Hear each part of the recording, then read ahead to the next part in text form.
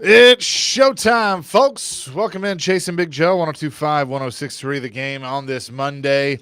Hope you're having a great start to your day and had a great weekend. I know it was obviously a little bumpy with the weather. Hope everybody is safe. And for those of you that had damage, obviously, hope that you get all that cleaned up. And this is where community comes into play. But good to be back in the saddle. Joe, how are you? Good, man. How was your flight back from Chicago? It was good. It was very smooth. Thank you for picking me up this You're morning. welcome, buddy. That was wonderful. Got a problem, though. Give me 2 stars on my Uber pickup. I was pushing 5 and it was my fat thumbed. Okay. To 2. All right, but we're good. Yeah, right? we're good. Okay. Yeah. All right. Yeah, So no, if you we're- go back and change that later on, I'd appreciate it. Yeah, I'll do that. Dr. Crane is back in the saddle as well. Hello, Dr. Crane. Hi guys, Good to see you. it feels good. I was telling Joe last Friday, not an afternoon guy. I Yeah. can't. I don't like waiting around. Not an afternoon guy or not a Stillman guy? Nah, I'm all right with listen, I'm fumbling words here. I didn't mind it. I didn't mind it, but I'm just kidding. I don't mind the morning wake up calls and ready to go for the day. The reporter Nick Keyser back there as well. So good to see him, and we'll miss him after this week. But Your aim's getting better. You know those Dubin, shirts. Dubin. You know those shirts you see in Panama City about my ex-wife? I miss her, but my aim's getting better. You know, you buy those in Gatlinburg, and I've actually never seen anybody ever buy that shirt. Yeah, but no. so awful. What? I did get a so I don't know if you've ever done this. I went to Chicago, but we drove up to Milwaukee to go to. What are you doing? So my computer doesn't work. So when I plug it in, you have to set the charger like it is now just perfect. If not, my computer will die. And like my computer is like Rick Pitino. I mean, it dies quickly. Yeah, I think it's time for you to go get a new computer. It's not. Okay. So what's my motto? Don't quit. Yeah, don't ever quit. You are literally going to use that until it falls apart. Just exactly. All right, now you're on the way to Milwaukee. Yeah, we go to Milwaukee, did the Brewers Reds game, but before that, we went and toured Miller Valley for what's that? The Miller Brewing Company. Oh, okay. Yeah, no, it was cool. It's really cool. Like there's parts that are in like a cave. That's where it was in like an old cave and stuff that they used way back when. But it was really fun. But at the gift shop, I had to buy the funny shirt that said, "Hey, check out my 6-pack," and then on the back it's got Miller Lite. So how much that set you back? Be honest. It was like 25. That's not bad. Okay. But I have it when I did the Anheuser-Busch. I have one that says "Body by Bud Light," and then now I check out my 6-pack. So you're the guy that buys all those shirts in Gatlinburg, yeah, Panama yeah, City. I'm that guy. You're the one. No, it's good to have you back. We had a fun show Friday. I mean, Dr. Crane came in and worked with us. That's good. Joe says I read like Ashley Olsen. Is that you what read you like said? the Olsen twins Yep. on Full House? That's true. Because I had him read all the liners. Oh, well, that's He's And he kept saying it was the Nick Frazier show. I'm like, no, I'm just trying to read the liners, so Joe. he took over the show. It was reading like, join us this Saturday at Nashville Super Speedway's big event downtown at Dirks Bentley's Whiskey Road, man, whatever. It wasn't that bad, but it was good. somewhat similar. And we, had a little fun of we couldn't say Cam Ward's name. So yeah. We okay. Joe finally lost. about like 10:37. I'm like, I don't know why they're going to take Cam Moore. Like, so we did 5 Oh, push-ups. You broke your own rule, huh? We did 5 push-ups, to do all that. So we tried to get the entire show, but I just eventually just kind of because it was a Colorado workout, and that's before we found out that the Chad Titans, Brinker. showed up, and that they canceled the private workout with Shador. What I've said the whole time. I've said the whole time with Cam Ward, you have all this game tape. Go to the pro day, that's fine. But you've got all this game tape to evaluate guys. You don't really need the pro day. You can go and look at them and see. Or the workout, you mean? Private workout. Well, the private workout. You don't need. And this is real quick. And Dr. Crane, somebody sit this in after we get off the air because remember Thursday we talked about Amy Adams sitting down with Cam Ward, what she would ask him.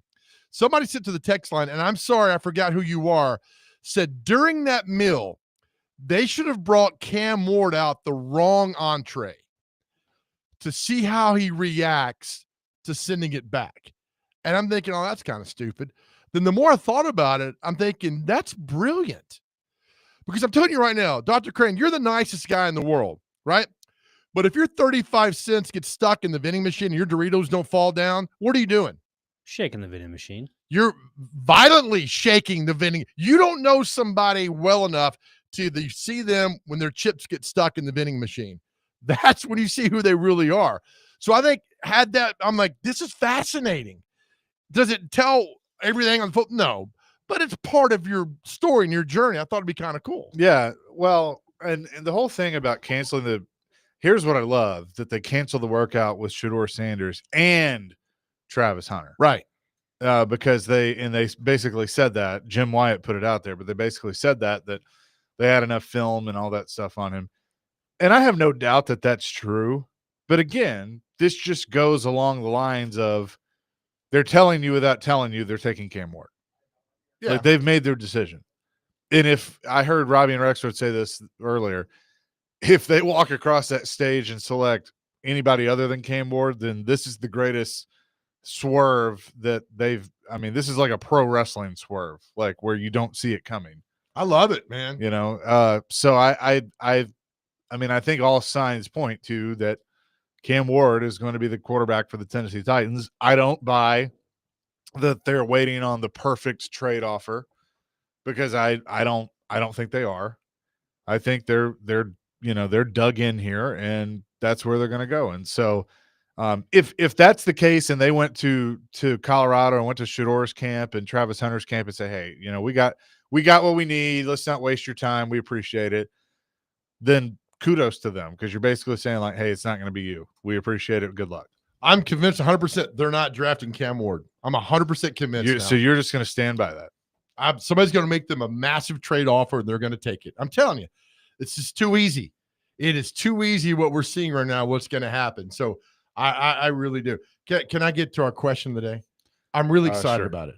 Okay. Can I do real quick? This will be the last question of the day, just so you know. After this weekend. But Ovechkin broke the record. Yep. Right? Yep. So $8.95? Yep. So my question About is $9. So my question is, what sports moment in history would you have liked to have seen? In any at any moment, not a record breaker, but a sports moment in history, you could go back in time that you like would have live, like actually be there in the crowd, in the arena, in the stadium. It's a very easy one for me. What sports moment would you like to see? 615-737-1025. I'm curious because we have a wide range of listeners. I'm curious. You should know mine. You should very easily be able to guess mine. 1998. Yep. Dale Earnhardt. Daytona 500. Yeah. When he won. I would have loved to have been there for that. I mean, I as a kid, I was 11, was running around my living room like screaming in excitement. Why did you like him so early? My dad and my uncle. Okay. But I mean, they both loved him. And I thought the black number 3 was just cool. Because a lot of the young ones, you were loving Jeff Gordon. Yep. That's right. I was different. I liked the blue collar, the mustache, the gargoyle sunglasses. I mean, just the look he had of just like a badass you don't want to mess with. Like he did. He had that look. Like, I respect Jeff Gordon a lot more now that I'm older. He's a heck of a driver, and deserves every accolade that he's ever gotten. But, he from a NASCAR perspective, he kind of had that pretty boy look. Like he didn't look like he belonged, which, we shouldn't stereotype, but that was, I think, the big thing. And I love Dale Earnhardt. That was I remember I was covering the race at the NASCAR Cafe, and first time I ever saw grown men crying. Mm-hmm. And I was like, all right. Then I got it. I'm like, all right. When he won? Yeah. Yeah. The old NASCAR Cafe. Dr. Crane, what's yours? Go back in history to watch any sports moment. Not a record being broken. If you want to, that's fine, but a moment. 2 of them stick out in my brain. All right. July 9th, 2006, when Italy won the World Cup in Germany. That would have been pretty cool to see in person. That team was against all the odds. They were not favored to win, but the underdog story. Can you talk smack in Italian? Sure, but I'm not going to do that. Okay. Can you repeat what Stillman said on the air? Let's not do that. All right. The other one is Albert Pujols. I think it was like 2-3 seasons ago, his last season in St. Louis, and he got to 700 home runs. And he had a 2 home run game in Los Angeles. So it's pretty neat. What year was this? 2023? 2 years ago? Yeah, I think Okay. so. He's only been removed from baseball that long. Yeah. All right, good. The Ovechkin thing was really cool. I mean, because that's a massive record that you don't think is going to get broken. But to me, sports moment, I've always loved this. I would love to have been there. I remember watching it live. Reggie Jackson hitting 3 home runs in the World Series in October of '77. For some reason, that's always resonated in my mind like that. Did that moment. get him the nickname Mr. October?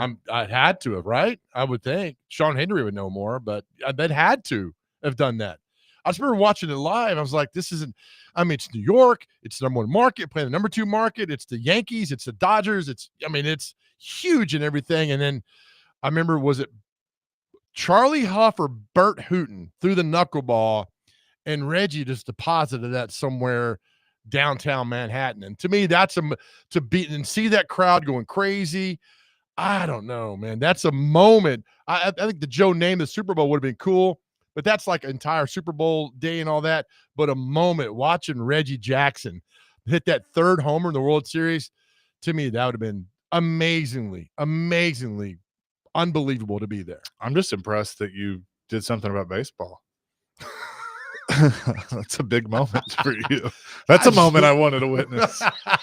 You doing talking positively about baseball. Thank you. That was good. Dude, when they canceled the World, I told you this, in '94, I was done. I'm like, how do you cancel the World I Series? thought you were done when the Braves traded Dale Murphy.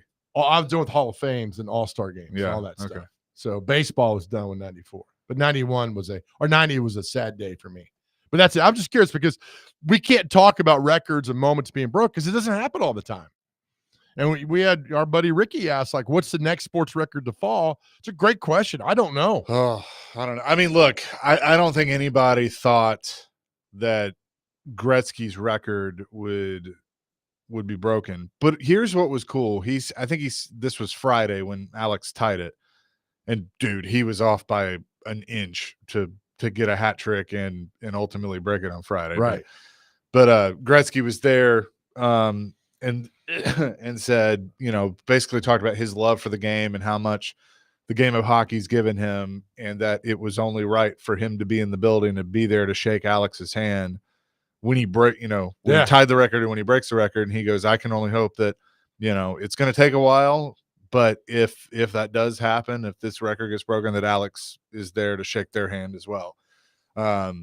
Which I think he probably would be. Right. But, it was cool last night too, watching the Predators game, and Barry Trotz was on as a part of the broadcast talking about Ovechkin and that how he saw him, his thing when he got there is he sat down with Alex. He goes, I know you can score goals. I'm not going to worry about that. You got that under control. What I need you to do is learn the other aspects of the game. When you don't have the puck, when we don't have the puck, to do that. And Alex evolved in his game. And I can remember people being like, oh, Trotz is the coach, more defensive. Ovechkin's goal total was going to go down, and they went up. Yep.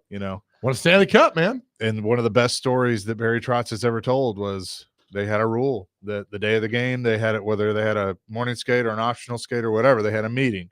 You had to be at the meeting. If you missed the meeting, you didn't play that night. Ovechkin missed the meeting. He didn't play that night. Good. And everybody was questioning Barry on that of like, what are you doing? And he said, we have rules for a reason. And he has said, if I don't make that move, if I don't sit him for breaking a rule and missing the meeting, we don't win the Stanley Cup. And he's probably right. Yeah. So that's good. That was big. But congratulations to Alex Ovechkin, all-time goal scorer in the National Hockey League. So our question of the day is, what's the greatest sports moment or record-breaking moment that you would have liked to have seen in person, in the arena, in the stadium? You go back through history and do this. Chase is Dale Earnhardt when he won the Daytona 500. Dr. Crane and some soccer nonsense in 2000. Thank you. Berlin, Germany. Italy won the World Cup. Thank you. 2000. But that's a big deal. I remember that. That's a big deal back then. And then mine is Reggie Jackson's 3 home runs in the World Series in 1977. But there's no wrong answer. It's always good to see what you would pick for that. 615-737-1025. That's our phone and text line driven by WilsonCountyHonda.com. Chasing Big Joe up and running on a Monday, 102.5, 106.3 The Game.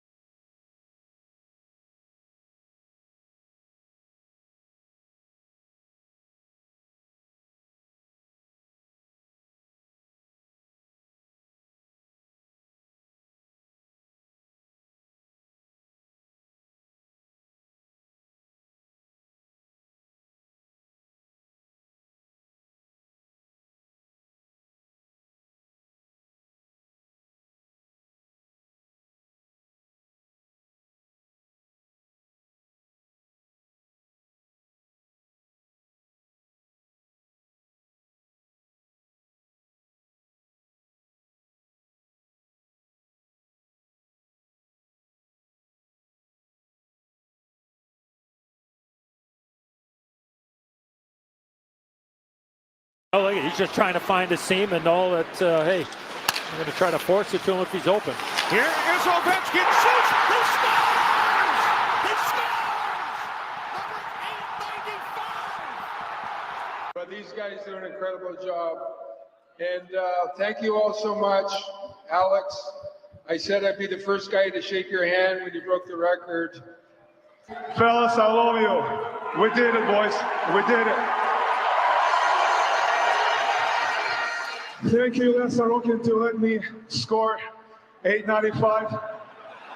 Love you, brother. That was Alex Ovechkin and how it sounded on TNT as he broke the record, 895, passing Wayne Gretzky. And I laughed at one of the first tweets I saw that said, after he broke the record, it said, Wayne Gretzky is 1 goal away from tying Alex Ovechkin's all-time scoring record. Oh, that's nice. But yeah, congrats to Alex. So in honor of that, our question of the day is, what great sports moment, whether it's a record-breaking moment, championship moment, do you wish you could have seen live?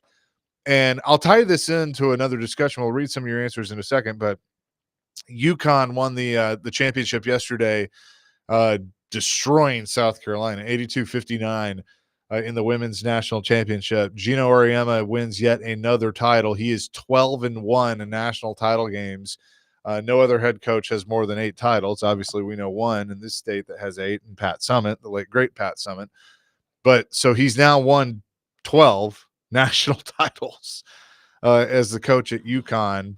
ESPN's asking, is he the greatest coach in American sports? I think that's subjective. I think that, I think it kind of depends, but yeah, he's certainly up there. No doubt. I think an overused term in what we do in Sports Talk Radio is Mount Rushmore, but I would certainly think Gino is on there. Got 12 national titles. Yeah, I mean, it's hard to dispute that, but there are probably some moments that like I wish I could have witnessed a championship game between Tennessee and UConn. I mean, Pat and Gino. I mean, that rivalry was that was real. Yep. But there was respect. They had a ton of respect for one another. Yeah. Than that one. But some of the questions or some of the answers on our text line, 615-737-1025, driven by WilsonCountyHyundai.com. Byron says, I'm from Western Kentucky, which is Sundrop country. I got a Dale Jr. Sundrop shirt off eBay, and he gets so many compliments, I guess, talking about our Dale Earnhardt, why he was the man. 4704 says, no doubt it's got to be the Miracle on Ice game. Devin and Dixon said the Miracle on Ice or the 98 Daytona 500. Chip from Mount Juliet said the Daytona 500 as well, and then also asked me about, real quick sidebar, did you see this thing where Lamar Jackson is challenging Dale Earnhardt Jr. in the trademark of the number 8? I did not. So I think it's pretty much been resolved. What it was is, so earlier this year, Dale Earnhardt Jr. won the basically he was able to get the trademark for the old DEI Budweiser 8 that he ran earlier in his career. His stepmother had it, and so he couldn't use it at his company. The whatever statute was up on it. She didn't want it anymore, and basically let him have it. And so he had to go through the process of filing the trademark on that specific design. Okay. Well, at the same time, he had a design he was using at Junior Motorsports that they've used since 2019. So he was also trying to file a trademark on that. That's what Lamar Jackson's people were disputing, saying that it was too close to the Era 8 brand that Lamar uses. They look nothing alike. I laughed at all the memes over the weekend, like including one of Alex Ovechkin that somebody put out there. Had a picture of Alex Ovechkin that said, "Congrats to Lamar Jackson for breaking, for breaking the all-time scoring record." Right. I mean, it's just a silly thing of like how you could get those two confused. But I guess it's resolved because Dale Jr. said, like, I'm not going to, like, we got the 8 that I wanted to use, so we're just going to use that. So good. Who's 8 now in NASCAR? No one. Kyle Busch. Kyle Busch. All right. For Richard Childress. Brian says Washington Capitals winning the Stanley Cup in Vegas and being in DC for the after parties. But I mean, if Ovi didn't have a playoff run to go on, he'd probably be celebrating just as hard as he did then. because we've heard the stories from Oh, we've heard some stories from a good source, very good source. and we were all just like, tell us more about taking the cup around Washington D.C. It took Ovi 2 weeks to dry out after that. God, I'm sure, right? Goodness. When they were doing the parade and they were on live national TV and he was 8 sheets to the wind, pun intended, and just dropped an F-bomb, like that was the funniest. But what do you expect? I know. I mean, I would do the same thing. No, but why take that live? You know what's going to happen. Those Right. guys don't play by the same rules that we do. And I would do the exact same thing. Exactly. Because I know that I would get a rise out of the crowd. Yep. Josh and Donaldson says, Game 6 of the 2021 World Series for the A. That would have been a good one. I was at 2 games in that. Weren't you there? No, Game 6 was in Houston. Oh, okay. I will tell you that I did after they lost. I was at Game 5. And they lost Game 5, and I was seriously looking at my bank account, doing math in my head, considering flights to Houston and all that stuff. But ultimately, I was like, you know what? I'm just going to sit at home and watch it there. Good. Well, saved probably $2,000. 4405. This is a good one. Watching Drew Brees go 26 of 29 on Monday Night Football and to break the all-time pass yard record. When was that? I remember that. I just don't remember. Oh, that's the one. Is that the one where it was really fake and he waited for the cameras to get over and he told his sons, you can be anything you want to. Yeah. You could be anything you want to. Just believe in you. And I was like, what are you doing? Just say thank you. I busted my ass. I got here. You can too if you work hard and move on. That was about as fake as Peyton in the Budweiser commercial after the Super Bowl. Man, that's a great win, but I can't wait to get a cold Budweiser. I was like, oh my gosh. And Papa John hanging off of him. Andrew from Dover says, I have 3. The Music City Miracle, Cody Rhodes returning to WWE, and Cody Rhodes finally winning the world title. Let me ask you that. All right, I was at the Music City Miracle, and it was loud when they announced the win. What was louder, you think? Cody Rhodes or the Music City Miracle? Cody Rhodes. No doubt. Well, there's probably more people, but yeah, Cody Rhodes. But it was probably loud throughout. I will say this about for wrestling, like historic wrestling moments. I was at one, and it happened. The anniversary of it, I think, was like Saturday. It was in New Orleans at the Superdome, WrestleMania 30. The streak came to an end. Undertaker loses to Brock Lesnar, his first loss.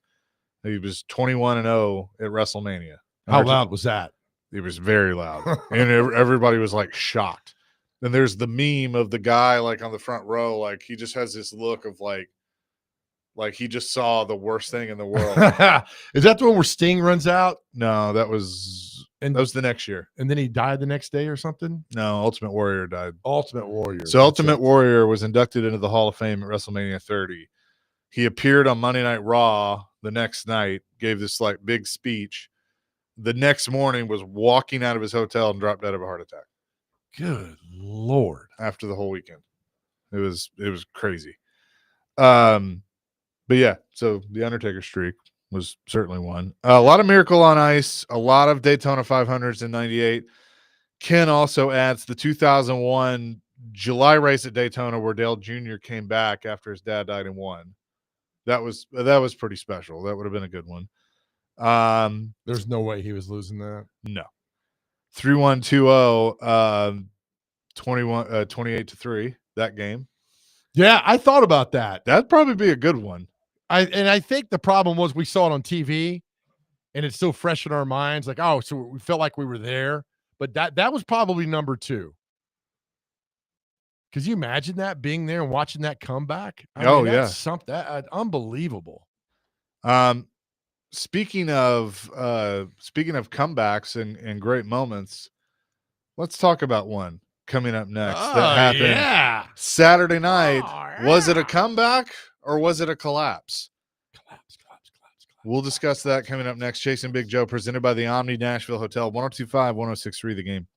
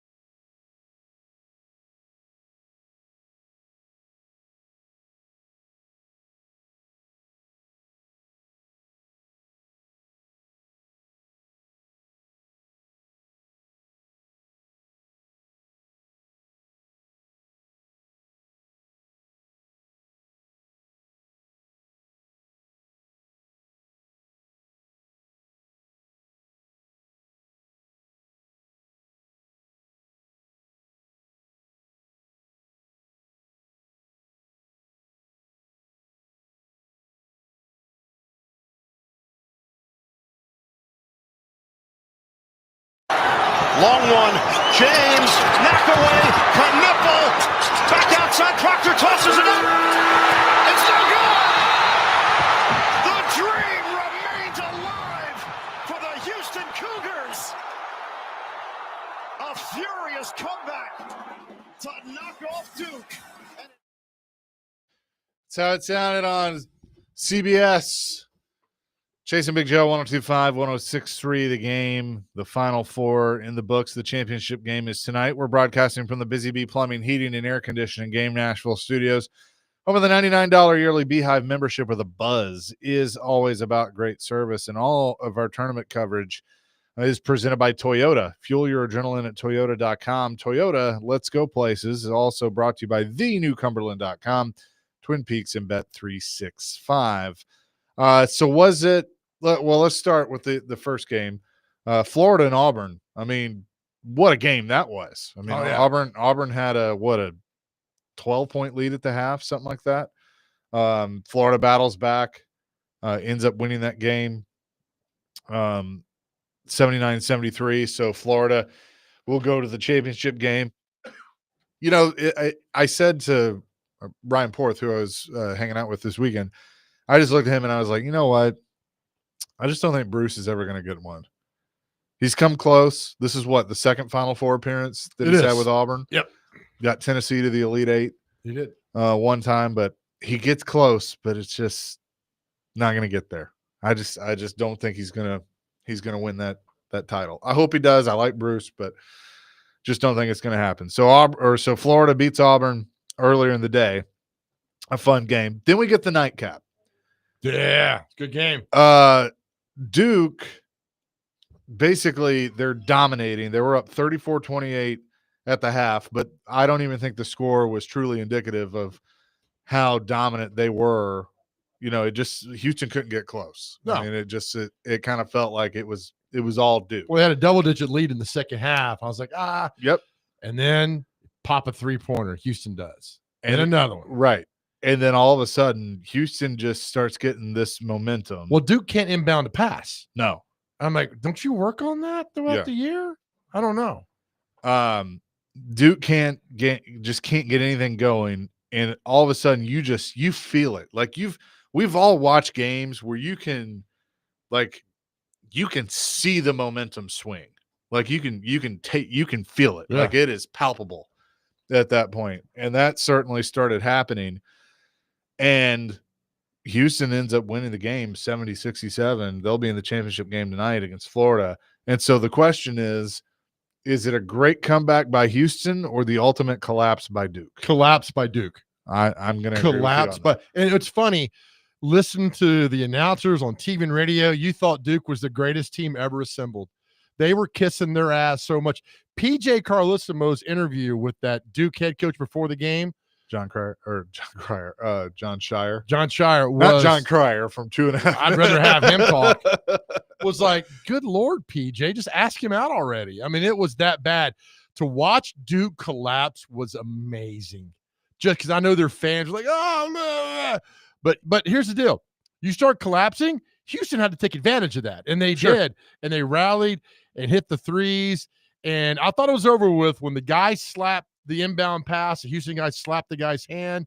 That's a technical foul. You get the ball inbound and way closer down to the bucket. It's like, well, that's over. But what we talk about all the time, don't quit. Don't quit. Don't quit. So the collapse of Duke, I love it because all these announcers were just, it's the greatest team ever. And they've got the greatest player who've ever played in that Cooper, Cooper Flag. He's the greatest ever. I'm like, oh, man. But to watch that and Kelvin Sampson, that was very cool.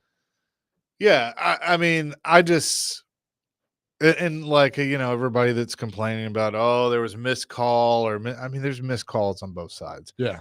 But I agree with you. It was a collapse, but I will give Houston credit that defense is smothering. Oh yeah. I mean, they smothered them. And it was like Kelvin Sampson showed his experience as a coach that he made sure that they kept just enough in the tank to really turn it up to a whole nother level, in the last 2 minutes of the game. Yeah. which is exactly what happened. Right. So that interview with Calvin Sampson before the game, which was not as, over endearing like it was with the Duke coach.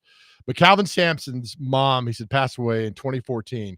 And she said, one of my wishes before I passed away was for you to retire and smell the roses. And he told his mom, I can't. This is all I know. Yep. And he'd been to the Final Four, I think once, right? And 2021 or 20, whenever it was. With Houston? Yeah.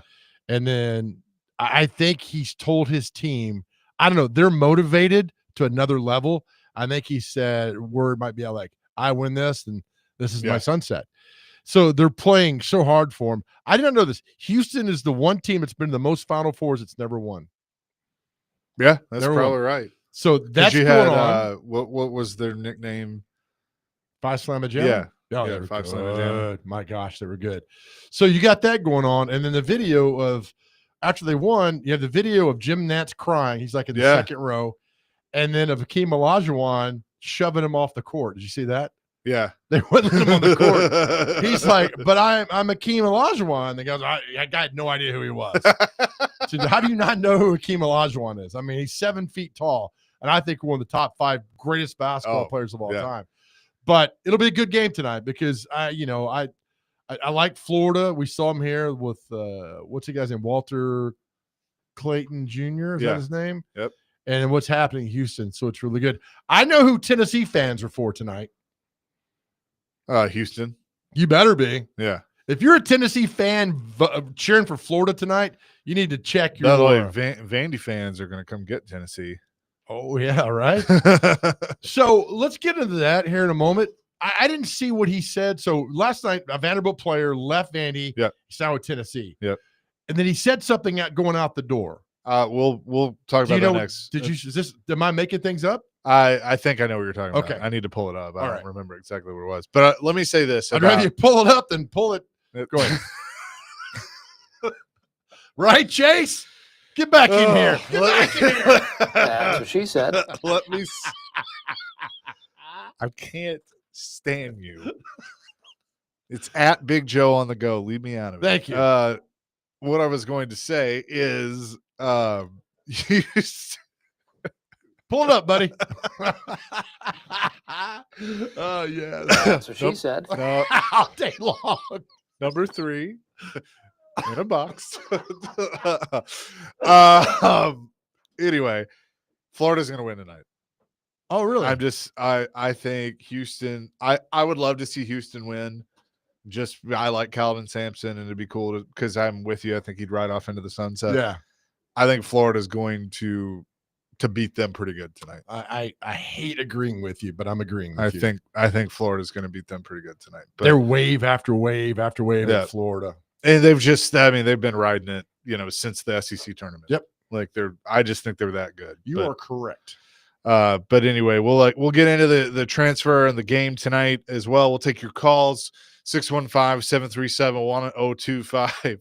It's Chase and Big Joe here on a Monday. Also, right now, you can text in the keyword HEART, HEART, to 615-737-1025 for your chance to win a pair of all-inclusive Eurostone Club tickets to see Lainey Wilson at Bridgestone Arena on Thursday, October 2nd.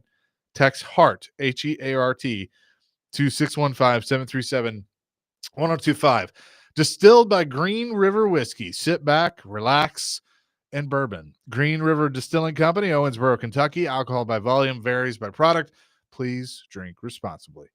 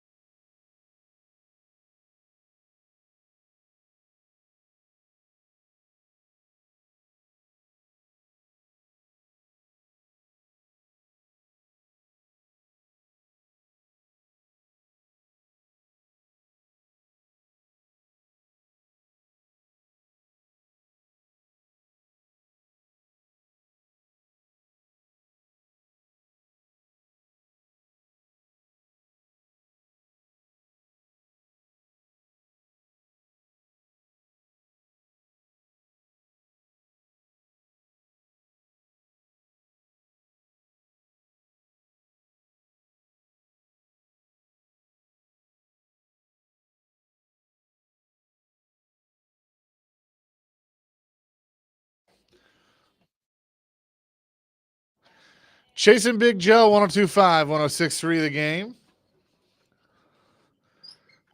I like that. I like what we're doing now. This is good. What's that? This song. It's a good great song. Yeah. He's actually going to be at the Ryman Opry House this week or next week with Vince Gill and a bunch of people, the tribute to Dwayne Eddy. Oh, wow. I'm thinking if you're a guitar lover, that's $1,000 ticket. I mean, there's like 30 guitar players that are going to be there. So. By the way, in the spirit of our question of the day, I was looking just for giggles of how much the get-in price was for the Islanders Caps game yesterday. It was like $1,000, and apparently the Islanders would, if you wanted a physical copy of the ticket, they were charging extra to print the physical copy of the ticket, so you could frame that or whatever to say that you were at the game. Because I like a lot of people were tweeting, and like our buddy Jeremy Grover was tweeting about this too, of you don't have physical tickets anymore. So you can't like hang on to the ticket stub from a historic moment. And I was like, I never even thought of that until now. I just wrote that story for the paper last week. Oh, did you? Because I went through a Foot Locker and I've got all the tickets. And I'm thinking, I haven't had a ticket for anything historic or memorable. It was like, what's my son going to have? Yeah. A screenshot? Right. So that's, okay. How much was I wonder how much it I don't cost know. to print a ticket. See, I do think like arenas, our team should offer that and don't charge for it. Just do it. Yeah. You can do it. Well, we did the Cats game, you and me, and we're walking around Municipal Auditorium, and they've blown up the ticket stubs on the wall. It's like, this is amazing. I'm like, I went to that show. I got that ticket. But now, that's a good point, because that's an historic moment you'd like to have. I don't have many. Like, I wish I did. I wish I had kept more ticket stubs than I did, but I know friends that have. But I have one. It was Paul McCartney. Yeah. I'm like, it's a Beatle. Heck yeah. That's my whole rationale of like, and that was like my first feeling when he walked on stage for the first time. I'm like, I am watching one of the Beatles. Yep. That's pretty cool. Did you have that ticket printed afterwards? No, I just had it. Okay. I mean, that was 2013. So. Yeah. I went to many Jimmy Buffett concerts. I got all those tickets, and I've got the first concert I've ever attended was the Police and the English Beat. I just moved back from Hawaii as 81 or 82 that I've got that ticket for my first concert I ever went to. What was the first show you ever saw?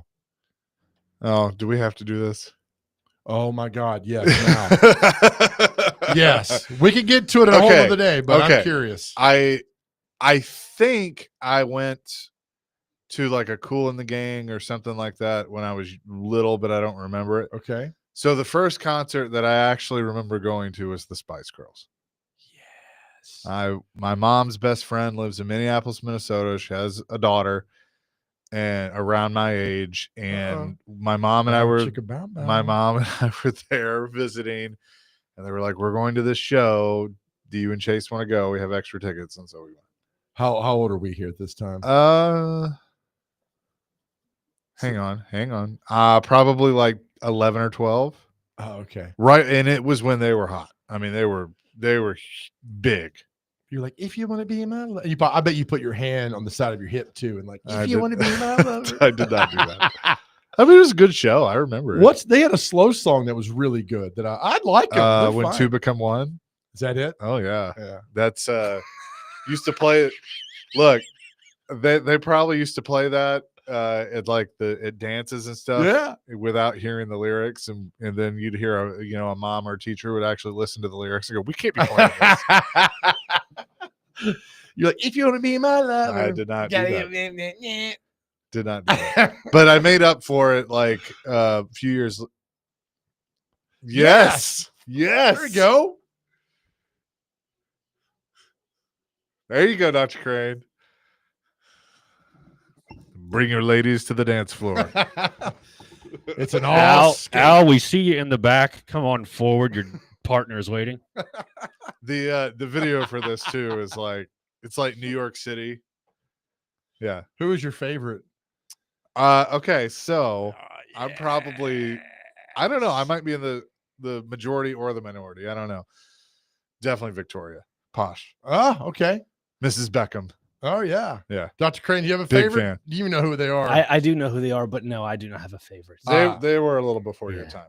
Unfortunately, I do recall seeing their faces on CDs in Target Yeah. when I was a kid. I mean, mid 90s, late 90s, I guess. Yep. Like, from like 96 to 99, they were like one of the most popular things in the country. Yeah, and it's Or in the world. the ginger spice.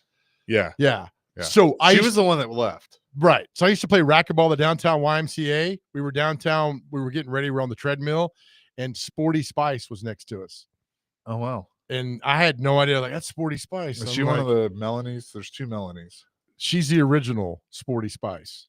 Right. But there's two. What I'm saying is there's two of them named Melanie. I think it was Sporty and Scary. Oh, I don't know. Yeah, you're right. You are right. Mel C Scary's- and Mel B. There we go. Scary's. Why do I beautiful. know that? I love that you own this, man. Own this stuff. But she was next to us, and they were before phones. But it was kind of cool. There's Scary or Sporty Spice. I was like, oh, okay. Kevin says, "Shame on your mother, LOL." But don't let John clown you. He was a New Kids on the Block guy. Love New Kids. I love New Kids on the Block. Holy cow! Yes. Robert says, "Blame it on the mom and her friend LMAO." You know, you was in the crowd screaming like a teenage. Of course he was. Hand on his hip too. Pointing everybody. Real quick, Clay's been waiting patiently. Probably going to make fun of us for this. Clay, what's up? Boys, how we doing this morning? Oh, we're better now. Big Joe, What's up, man? I have a breakdown on the the Houston Duke game. And it was interesting. I watched the press conference after the game, and John Shire, I think that's the way you say Duke's coach last Yeah, name. you're right. It was obvious, they were pretty disappointed. But I heard Jim Boeheim on a national show on this channel yesterday on my way to church. And I did not think about this until he, kind of broke it down this way. It was 67-61 with about maybe a minute left, something like that. And Kelvin Sampson chose not to foul. And Jim Boeheim says, I would have fouled, and I think most coaches would have fouled. So Duke runs the clock down. There's 30-something seconds left by the time Houston gets the ball. Okay. And they make the three, fortunately for them, to make it 67-64. If they don't make that three, then they've got to foul, you would think. But so they make the three, and 67-64, and Duke's trying to inbound the ball, and Houston's pressing, and then Duke has the turnover to inbound the ball, and Houston scores to cut it to a 1-point game. So Okay. I really think that I've never seen a program like a Duke. Duke is Duke. I mean, they've always been pretty good, Right. Yeah. especially this year with Cooper Flagg. Yeah. But so I thought it was more of a, just a meltdown by Duke Yeah. than Same. it was. Right. Yeah.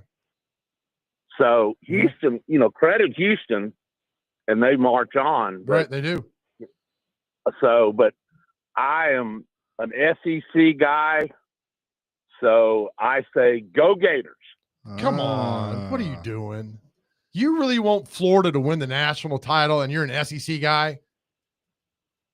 Yeah, Why? because they're in the SEC. That means not. They are a rival of yours. They would love to beat you every time as bad as Right. they can. Okay, so on that logic, you're going to pull for Jalen Carey in Tennessee next year. Is that right? No, I am not. Okay, that's what I thought. That's another story for another day there, boys. Better yeah. call tomorrow then. Yeah. Thanks, Clay. See you, boys. So, yeah, that was who we were talking about, the transfer. Always appreciate Clay. Coming up next, our man Brett Kern, former Titans punter, going to join us, talk some football with him on Chasing Big Joe, 102.5, 106.3 The Game.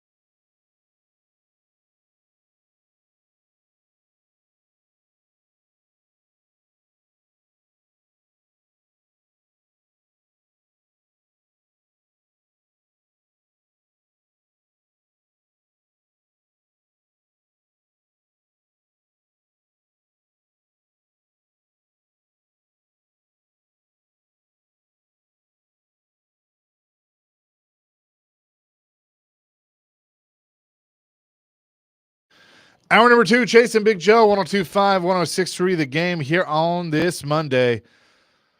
Can the draft just hurry up and get here already? Amen. I mean, Do it. Get it over with. Our buddy Brett Kern, former Titans punter, joins us on the show. Do you agree with us, Brett? Can the draft just hurry up and get here? I mean, that'd be great. At least it's Masters Week. It is. That's true. That's a good point. If you're into that kind of thing, I don't know. Yeah, Maybe no, not. I am. I just like it kind of hit. See, I like the years that it's around Easter. You know, like Easter Sunday and watching the final round is just, I don't know. There's something magical about that. But Easter Sunday, that's it being late this year kind of throws things off, But I like it when it times up well. But this year is definitely a little different. Yeah. So, what do you make of the report that came out that the Titans brass, they go to Colorado, they go to the pro day, they see Shedeur Sanders and Travis Hunter, they have private workouts set up for them, and then decide, hey, we've seen enough, we got all we need. Well, let's just cancel that. I take that as hey, we don't want to waste your time. We've made up our mind. We know what we're doing. Do you take it that way too? Yeah, I mean, the interesting part is I guess when you're looking at different articles and different headlines, some say that the Titans canceled, and I noticed that some were saying that both parties agreed to cancel, right? So I don't know what happened. I don't know what the conversation was, but I think that's interesting that some just came out and said, yep, Titans cancel it. And others say that, hey, you know what? They had a conversation and they agreed to cancel it. So I think that's kind of an interesting way to go about it. Yeah, I don't know. I mean, if the Titans did just cancel it, I mean, like I said, I mean, you either gearing up because Cam Ward's your guy, or you're trying to make it look like Cam Ward is your guy. And because I look at Pittsburgh, what if Aaron Rodgers doesn't sign with the Steelers?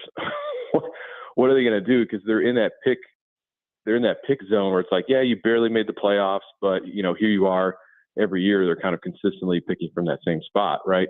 What does Pittsburgh do? Right? Are they the ones that go try to trade for Kirk Cousins because they don't have a quarterback? Well, I mean, they have Mason Rudolph, but still, right?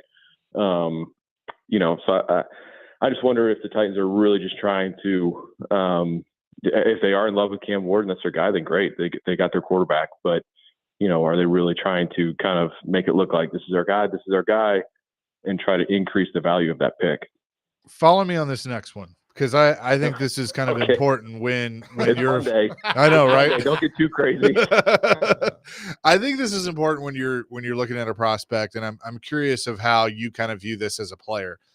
But I think there has to be a balance in drafting a guy for his production, for what he did in college. You got to look at the stats and see that he was a productive player, but also looking at the traits that he possesses, the skills that he has, and how you as a staff can coach that and develop that at the NFL level. Do you find that to be a fair statement? Yeah, I think a lot just depends on, I mean, you think about how many, let's just take quarterbacks, for example, right? I think that's the easiest position to look at. How many quarterbacks get drafted early and their careers are wasted just because they go to a system that doesn't fit. Maybe the talent's not around them. I think so much just depends on where you go, who's your coach, what's the talent around you, what system are you in?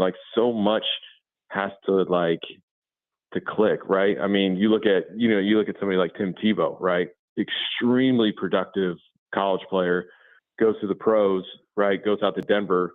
Would it have been different if you would have gone somewhere else in a different system, different coach, right? Well, I mean, we'll never know, right? But I just look at that and how many guys get drafted early, and you think of man, if he would have gone maybe 15th to here, not everybody gets the luxury of Jordan Love, excuse me, or Patrick Mahomes, right? Where you go a little bit later, you're under Andy Reid, right? You're learning under Alex Smith, you're learning under Aaron Rodgers in that system in Green Bay, right? I just think so much depends on where they go, the system that they're in. Is there consistency in the coaching staff, right? Are you going to be, well, year one, I had this coach and this coordinator. Year two, well, they got fired. So then it's this coach and this coordinator. Year three, oh, you know what? Same thing happened, right? you know, and they're going through 3 or 4 coordinators, you know, on their first contract, and it's just extremely hard. You can have all the production in college and all the traits, but if you don't have consistency with your coaching staff, with your system, it's just really, really hard to succeed in the league. Well, it's funny, real quick. You kind of lived that with a system, because I think Ken Whisenhunt ruined Jake Locker. I think he just ruined his confidence because Whisenhunt wanted you to conform to his system, not build his system around you. And I mean, he started to do that with Mariota, and I think Amy noticed that and ultimately got rid of him. Yeah, I mean, you know, you look at like Baltimore and Lamar Jackson, right? Because if you know, you have Joe Flacco as your starter and Lamar Jackson as your backup. Those are probably the two complete opposite quarterbacks, right, that you could have in a quarterback room, right? But when Joe was done and then Lamar came in, it was, you know, his first year or two, right, just kind of getting into a new system. And then all of a sudden, look how Baltimore, you know, over the last, 4, 5, 6 years, 5 years, right, how they've conformed to the traits that Lamar's really good at. Right. And now you add Derrick Henry to the room, and it's just like, man, this is crazy. Right. And so, you know, you do have those coaches that are able to like evolve and change systems, or like, you know, hey, I have A, B, and C player, and they're really good at these things. How can I make this offensive work? Right. Or even on the defensive side, right, depending on the personnel that you have. And I think you have some coaches that are like, hey, this is what I do. This is what I run. I'm going to, you know, square peg in a round hole. If you can't do it, then you're out of here, right? We're talking to Brett Kern on the People's Show, the Chase and Big Joe show this morning. Brett, I'm a big fan of the TV show Rockford Files because I'm an old soul. And whenever something was so simple, Jim Rockford would always say, it's just too simple. The Cam Ward thing, I'm just telling you, it's too simple, Brett. It's just too simple. I think something massive is working behind the scenes, and it's driving me crazy, and I don't like it. I just think it's too simple that they've already decided on Cam Ward. Oh, I'm with you. Like, I mean, like I said, I mean, you could say, hey, Cam Ward's their guy, and like that's it, and you can stop talking about it. But there's just something, I don't know. There's just something that's just a little fishy about it, and nobody really knows except for the people in that front office. Yeah, and I think if they walk up there on that Thursday night and say, one more pick, we take Cam Ward, I just feel this way about 75% of Titans fans going to be like, oh, man, because they need so much, and I don't think Cam Ward is the answer. I hate it because I'm now become emotionally, mentally invested in this, and it's driving me insane. You're all in. Well, I mean, here's the other thing too. Like in previous drafts, like at what point has, you know, whatever team is picking first, at what point have they come out and been like, yep, this is who we're drafting. This is who we love. Like it's been, and I guess you could say like the Titans have, you know, they've invested in on Cam Ward and obviously doing all the things, the workout, the, you know, going down for his pro day, right? All the things that you typically do.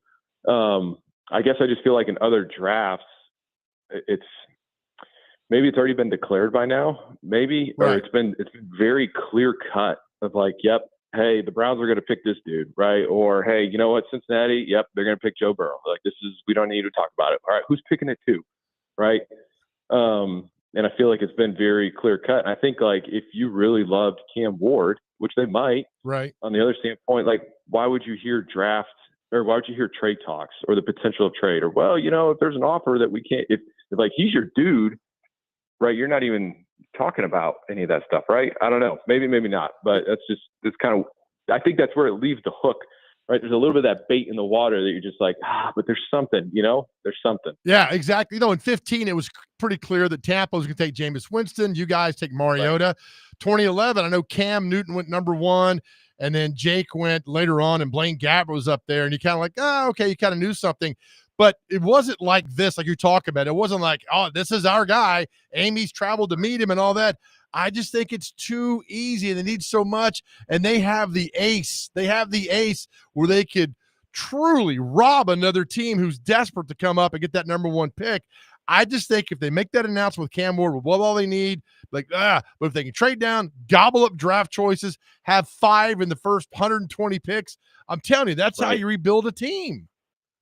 Yeah, absolutely. I mean, like I said, you know, I've gone back and looked at past drafts and all that stuff, and you look at kind of how Detroit, Detroit did it, and, you know, multiple first-round picks and the guys that they got in that draft, and multiple drafts, you know, back-to-back years was just, I mean, it's like whoa, you look at this guy, he's a starter, he's a Pro Bowler, he's now an All-Pro, and you have all these picks, and they hit on him too, which is obviously another important part, because you can have 5 in the first 100, and that's great, but you got to hit on them, right? 5 of those guys, like probably 4 of them need to be day one starters, and your 5th needs to be a pretty heavy contributor, right?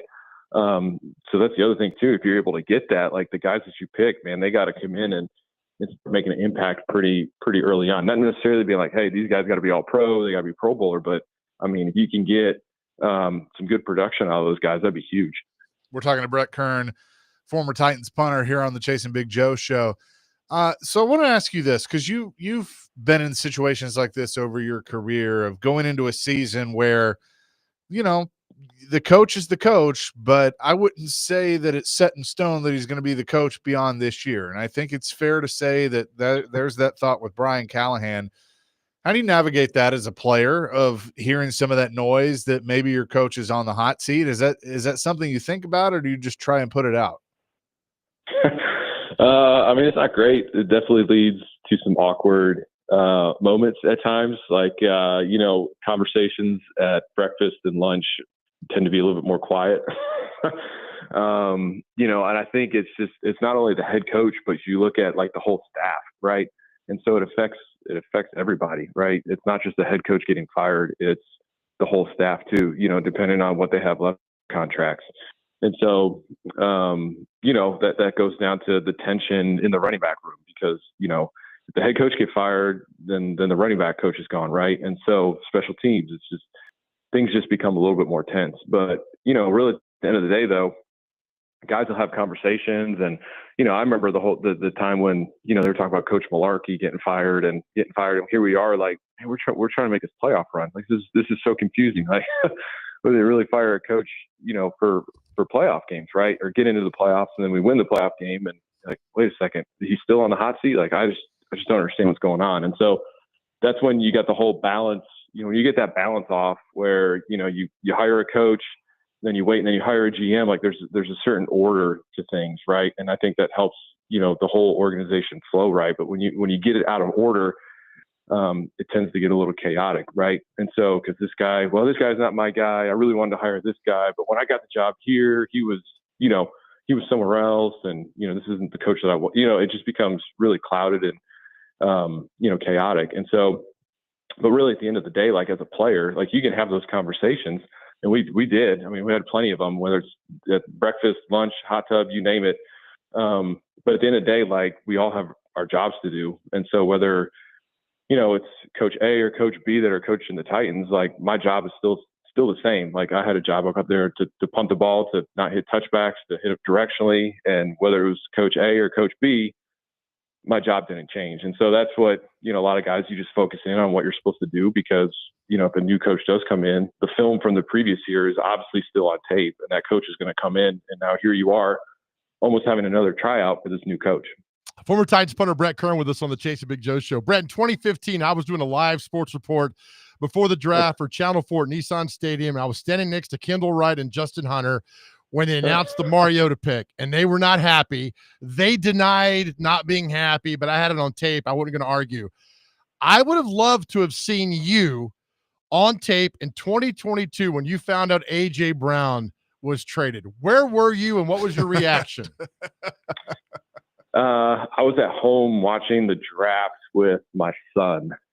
And I just remember like getting a text message on my phone, and it's like, hey, we traded, I think it's from another teammate. It's like, hey man, we traded AJ. And I think I was just speechless. I think I was speechless for probably a good minute. And then you were, because it took you a few minutes to respond to me. I just didn't know what to say. And I was speechless. And then I thought, yeah, this is the NFL. This is the business that is the business. So things like this happen. And I'm still kind of speechless, talking about it at this, this far down the road. But that's the business. That's the way it goes. Did you see? I don't mean to interrupt you. Were you watching and you saw Vrabel's reaction to that? Oh, yeah. I remember seeing it all. I'm just like, yeah, this is crazy. But that's the way it is. And, you know, you just hoped that, you know, with the trade and all that kind of stuff, that whoever we picked could, you know, come in, and you knew like it wasn't going to be AJ. Like when whoever we picked, obviously it's being Treylon, like you knew like, all right, Treylon, you are not AJ Brown. That there's only one AJ Brown. There's only one Treylon Burks. Like just go be you. Go be who you are. And yeah, I mean this is how the business works. Stuff happens. Some of it's obviously huge and public news, and some of it's kind of low key. But you know, this stuff is just, I don't know. I think I felt like at that point when I saw that, I was like, oh man, I've seen it all now. This is it. This is the cherry on top. Oh, yes. Yep. But that is the way it goes sometimes. Brett, thanks so much as always. And we're so much closer to the draft. We'll talk next week. It's one more week, right? And it's Masters week. It's a good week. We're going to get there. So we're going to get there eventually. Yes, we are. Thanks, my friend. We'll talk next week. Yep. We'll see you. I'll take care. Brett Kern, former Titans punter, joining us here on the program. Always appreciate him. We'll react to some of that and much more coming up next. You can weigh in at 615-737-1025, driven by WilsonCountyHyundai.com. It's Chasing Big Joe, presented by the Omni Nashville Hotel, 1025-1063 The Game.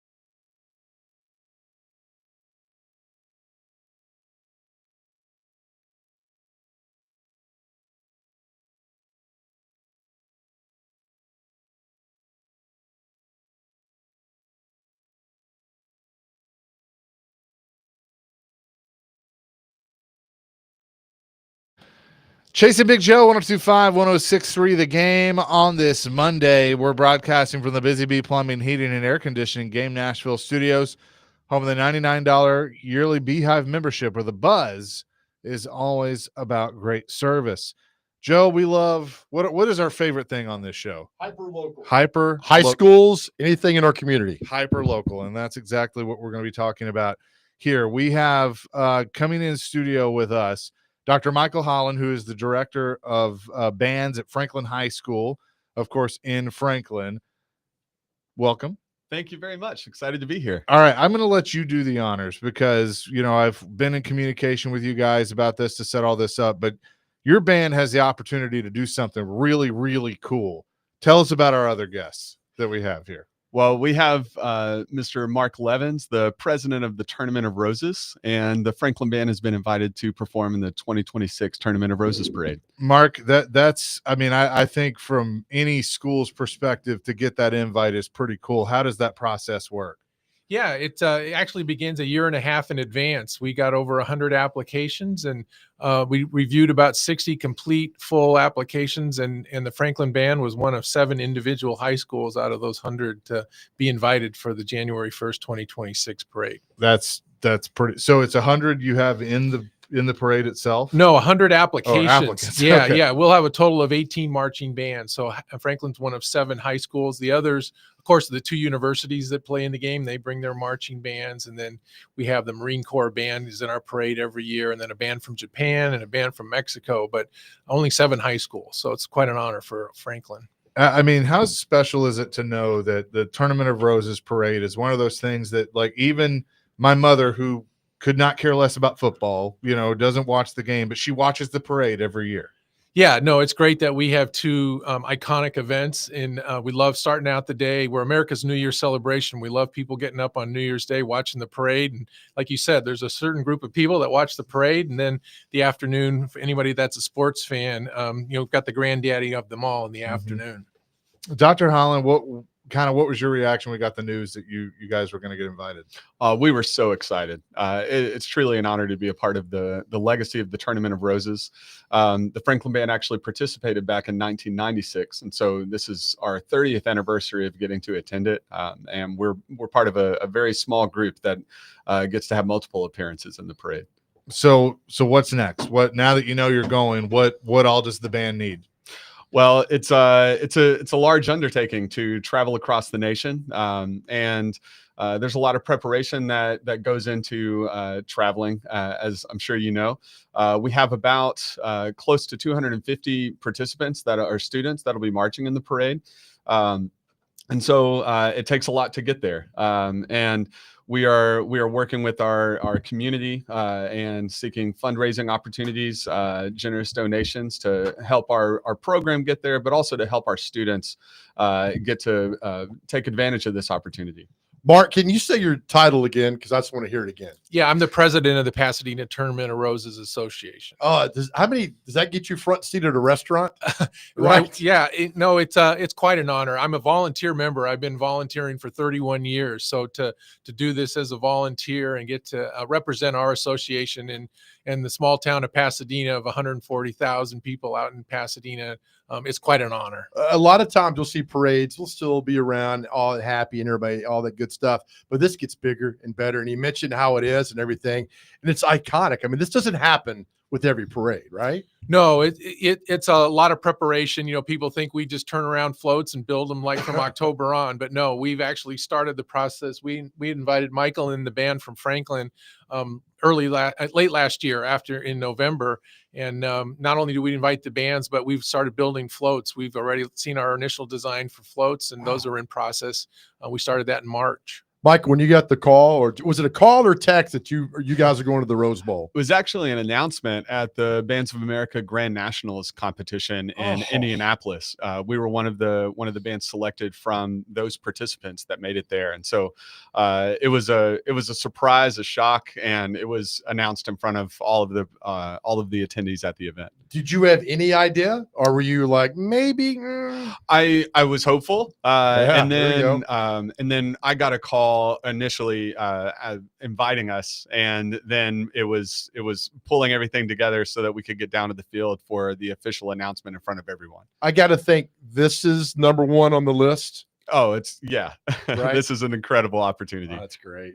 Mark, how hard is it to make these decisions? Because I'm sure, like all the submissions you get, you want to let everybody in, but obviously there's just not room. Yeah, it's a really interesting story. Franklin, in fact, we looked at them. They had applied for the parade last year, and we had looked at them initially and chose another band actually from the same region of the country that just outpointed them by a few votes. So it was really hard not to invite them on our first go round. And then when they were in the Bands of America competition and we saw their name came up again, and we always save one invitation from that competition. When we saw Franklin's name come up a second time, we were really ecstatic to be able to vote them in and have them come a second time. So I'm also curious of, in the planning process of all of this, and like you mentioned, of working, years in advance.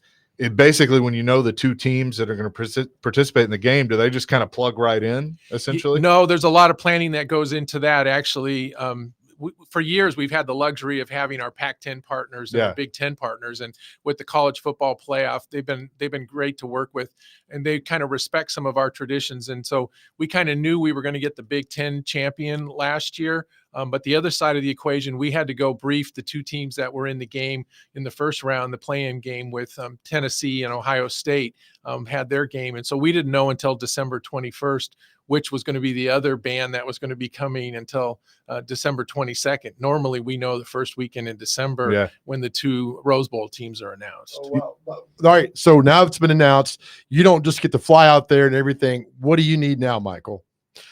We need support, and really more so to help the program get there, to help our capital expenses, but also to ensure that every student gets the opportunity that wants to go for them to get to go.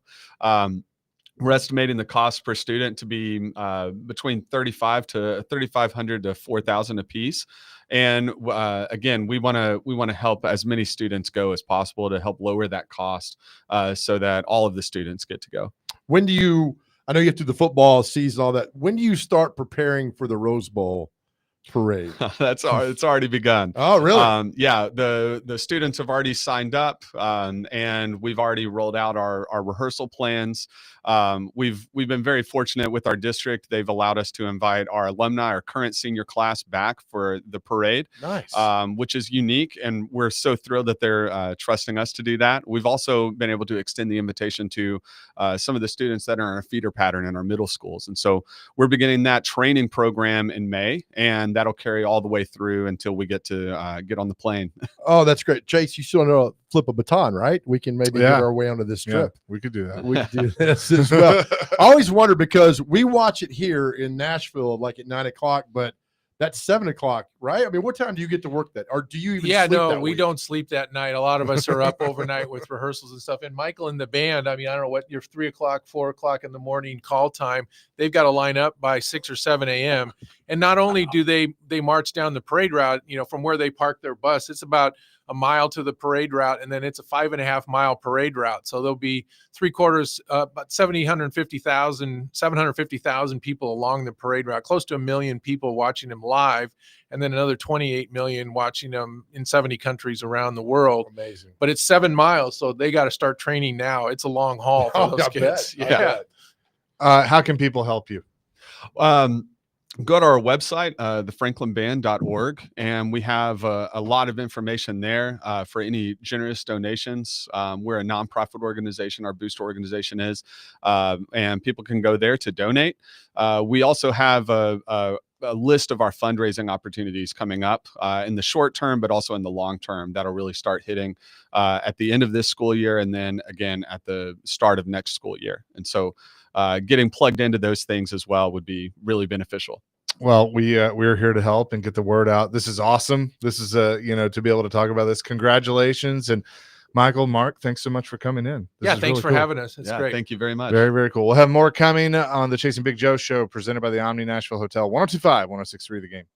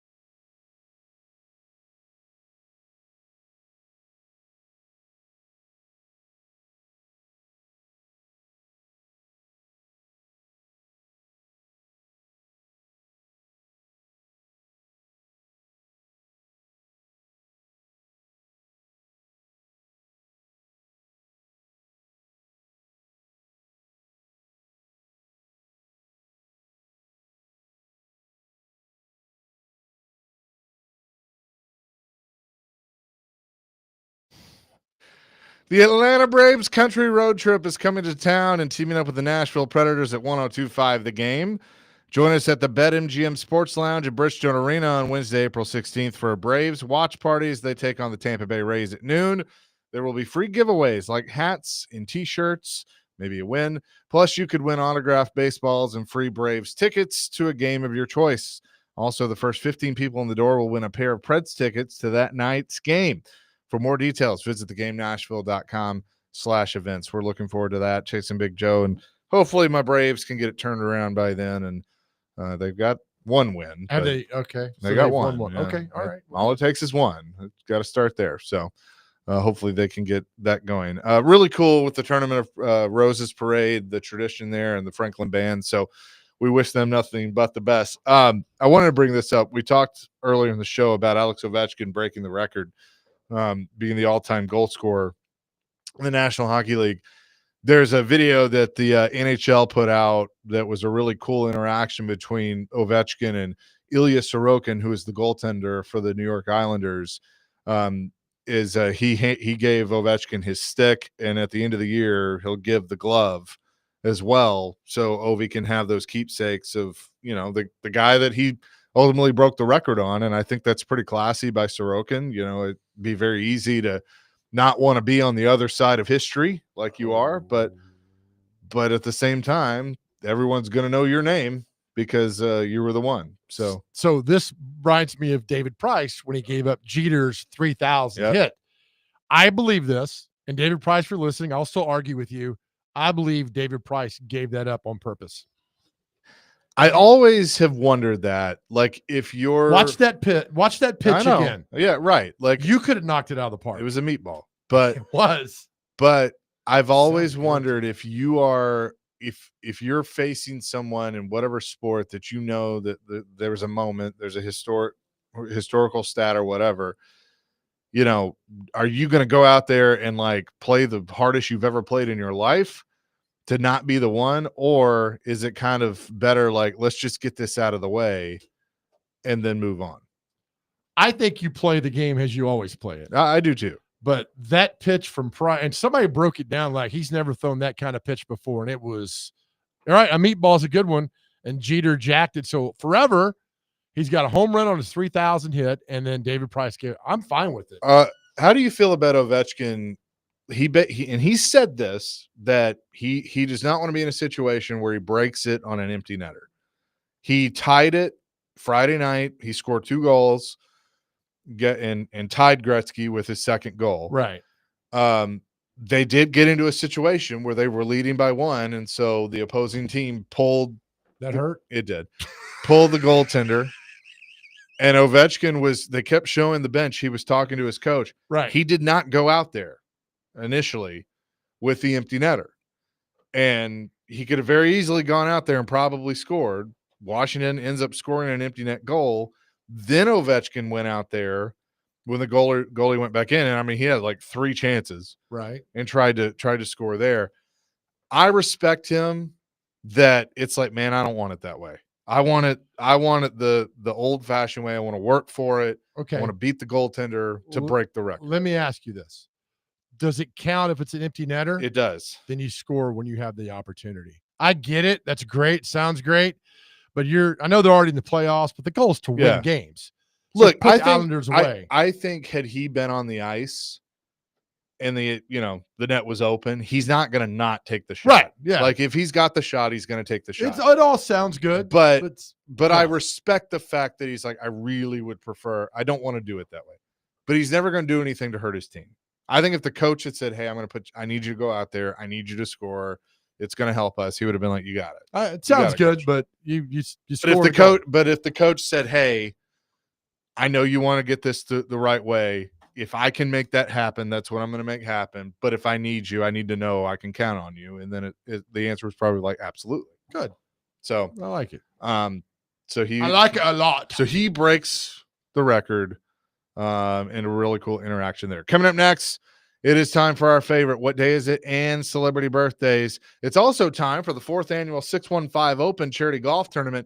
Cromwell Media, along with our partners at Fox 17, Outfront Media, and Social Indoor, are proud to announce we'll be back at the Hermitage Golf Course on Thursday, May the 29th, to make a difference while having a great time. You could join us and a few guest media members, athletes, and musicians as we raise money for Folds of Honor. Donations will go to provide life-changing scholarships to families of America's fallen or disabled military and first responders. Just sign up to player sponsor at 615open.com. Chasing Big Joe, 102.5, 106.3 The Game.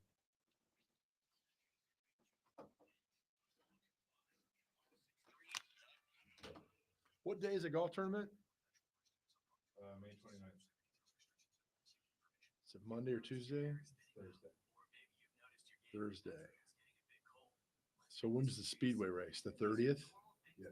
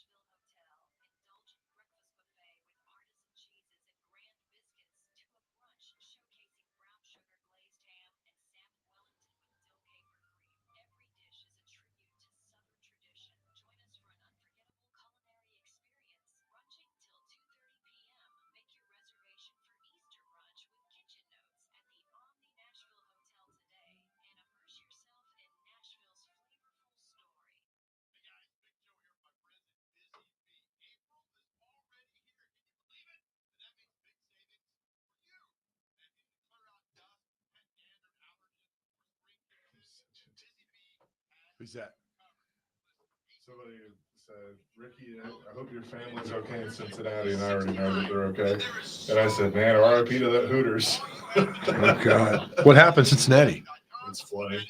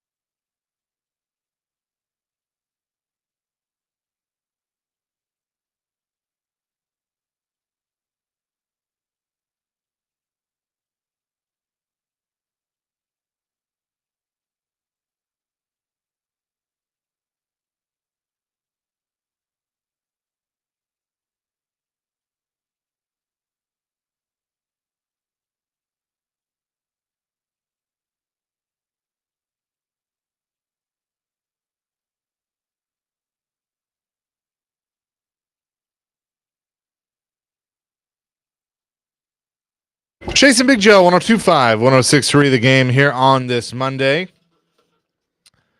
Get ready for the championship game tonight. What time's the tip? It's usually like, 10:30. 7:50. Oh, good. Okay. There was one year it was like 8:45. I'm like, what are we doing? You living on the East Coast now? No, it was Central. I mean, like 7:50 I can deal with. That's fine. anytime before 8 o'clock. So looking forward to that. With that, let's get to what day is it and celebrity birthdays. Brought to you by Jared Companies, Inc., above and beyond industry standards, the only company you need for commercial construction services. Just visit them at jaredcompaniesinc.com. All right, gentlemen. First on the list, we have a lot of abbreviations, but let's go. I'm going to skip that one. It's long. Empowered Women's Entrepreneurs Day. That's great. International Beaver Day. How about that? Beaver Day. How about that? Okay. International Day of Reflection on the 1994 Rwanda genocide. International Snail Papers Day. Snail papers. What I is don't know. snail papers? It just says snail papers. I don't know. What was the one too back before Rwanda? What was that one? It says Empowered Women's Entrepreneurs Day. After that, maybe International Beavers Day. Okay, and after that was the Rwanda. Okay, Yeah, just okay. making sure I got my list correct. Okay. Metric System Day. National Beer Day. I feel like that's pretty often. Ooh, National Coffee Cake Day. Big coffee cake guy. National. Don't. That's a pop-up. We don't want that. Oh, what happened? Okay, we're good. National Pet Health Insurance Day. National No Housework Day. Yikes. National Making Fit. Oh, no. National Making First Moves Day. Sorry, I was going to say fist moves. Like, that's not right. National Fun Day is next. Let's see. Sweet Potato Day. Love sweet potatoes. Public Television Day. World Health Day. World Health Organization Day. And yeah, that's about it. We're good. Glad there's not a National Fist Day. I'm telling you that right now. Yow. Yikes. Right? Am I telling you? Fist fights everywhere. And that. Just All right. Time for celebrity birthdays. You got to get these within 2. Oh, Dr. Crane, This might you be the are last the one. absolute best thing on the planet, man. Well, thanks, man. You're Appreciate welcome, buddy. First birthday, director Francis Ford Coppola, The Godfather. The Godfather. Should I say what Jared said in Italian? Sure, Yeah, I'll just yeah. dump it. Yeah, that's fine. I'm gonna say he is 84. 93. 86. Chase knows his Italian heritage more than Dr. Crane does. I wish I could read this text on the text line. No, don't. Just don't. Next up, actor Jackie Chan. 63. 65. 71. Did I miss something? Or... We'll talk after the Okay. show. Yeah, we'll let you know. Actor Russell Crowe. By the way, if you ever saw Russell Crowe in the movie LA Confidential, you need to watch it because it's one of the best roles ever. How old is Russell Crowe? How old was Jackie Chan? 71. Okay. Russell Crowe is 60. 58. 61. Chaser's up 2-0. Refreshed from the weekend. He's back, ready to go. Actor Bill Bellamy. 58. 63. 60. Chaser up 3-0. Well done, Chase. Thanks. Popping that outside corner. Country singer Bobby Bear, legend. I cannot read my text anymore. Don't do it. Bobby Bear, 64. 67. 90. Nice. Okay. Singer, guitar player John Oates of Hall & Oates.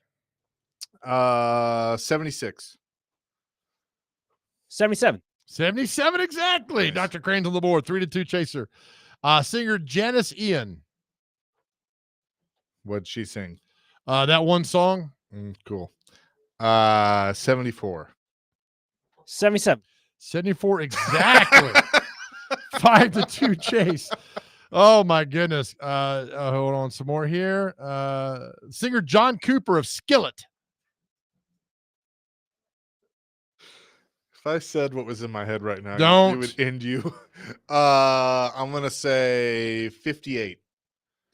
60. He is 50. All right, we have sports birthdays now. Tony Dorsett.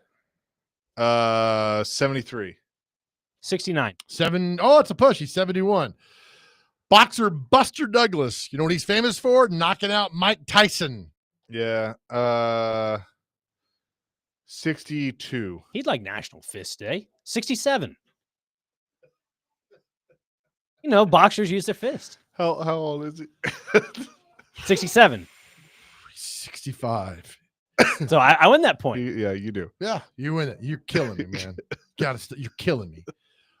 Former UT football player, played for the Bears and the Seahawks. Jeremy Lincoln, DB.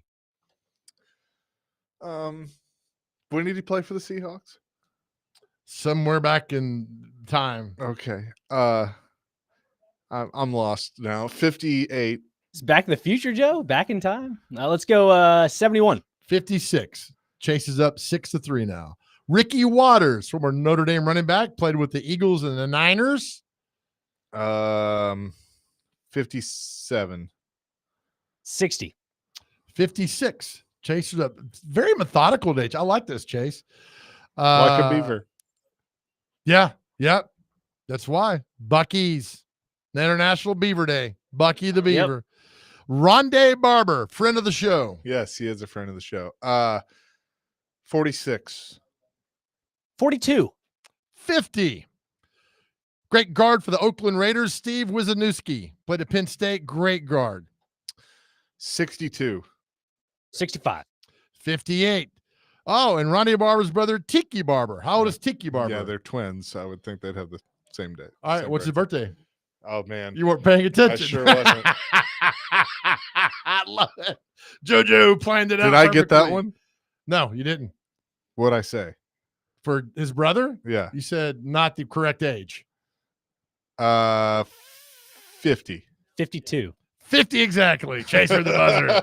Short-term memory. Chaser wins 9-3. Well I'm done. like Dory over here. Thank you very much. Yeah, you are. We'll be back tomorrow, maybe at 9:00. But DVD coming up next. Yeah, if not, enjoy all the days Nick gave you. No, seriously, Tori, guys out there, if you're struggling, we tell you all the time, we love you guys. On your cell phone, you can call or text 988. Always say if something's going on, please talk to somebody. Don't let it fester inside of you. Please talk to somebody. Look, your journey is your journey. You are tremendously loved. And if something were to happen to you, you'd be tremendously missed. Trust me on this, all right? So know that we love you. And more importantly, more than anything else in this world, God loves you. Peace, love, rock and roll. DVD next. 102.5, 106.3, The Game.